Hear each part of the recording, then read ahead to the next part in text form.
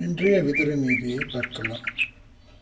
விதுரா, பார்வை என்பது ஒவ்வொருவருக்கும் எப்படி மாறுபடுகிறது?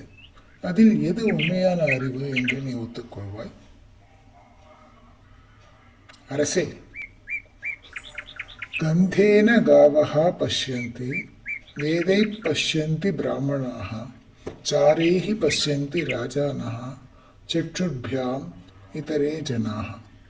ஒவ்வொரு உயிரினமும் அல்லது சமூகத்தின் ஒவ்வொரு பிரிவினரும் இந்த உலகத்தை எப்படி பார்க்கிறார்கள் என்றால், கந்தேன காவஹா பஷ்யந்தி. காவஹான பசுக்கள்னா விலங்குகள் எல்லாமே. அதுகள்லாம் கந்தேன ஸ்மெல் மூலமாக, ஒரு மனத்தின் மூலமாக தனது பாதையோ உணவையோ உறவையோ அறிகின்றன.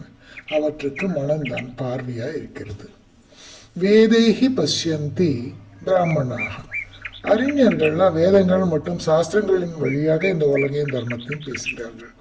அவர்களுக்கு கல்விதான் பார்வை. சாரேஹி பஷ்யந்தி ராஜானஹா.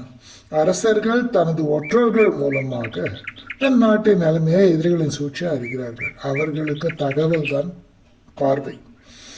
சற்றுபியாம் இதரே ஜனாக. மற்ற சாதாரண மனிதர்கள் தங்களது இரு கண்களால் எதை பார்க்கிறார்களோ அதை மட்டுமே உண்மை என்று நம்புவார்கள். இல்லை, பெரியவா இந்த ஸ்லோகத்தில் உள்ள வேத பார்வை மற்றும் சாதாரண பார்வை குறித்து ரொம்ப ஆழமான கருத்தை எல்லாம் முன்வைப்பார்.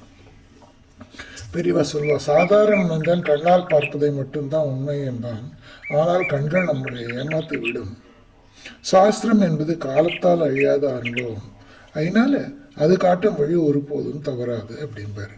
அதே மாதிரி ஒரு தலைவன் என்பவன் நேரடியாக பார்ப்பதை விட தன் கீழே உள்ளவர்கள் என்ன சொல்கிறார்கள் என்று கேட்டு உண்மையை ஆராய வேண்டும். தகவல் சரியாக இல்லாவிட்டால் ஆட்சியும் சீர்கொள்ளிய வழிவகுக்கும். அதே மாதிரி பசுக்களுக்கு மனம் எப்படியோ அறிஞர்களுக்கு தர்மம் அப்படி. எதையும் தர்மத்தின் கண்ணோட்டத்தோடு தான் பார்ப்பாரோ அவன்தான் உண்மையான அறிஞனாக இருக்க முடியும். அப்படி என்று பெரியவா இந்த ஸ்லோகத்திற்கு கூறுவார்.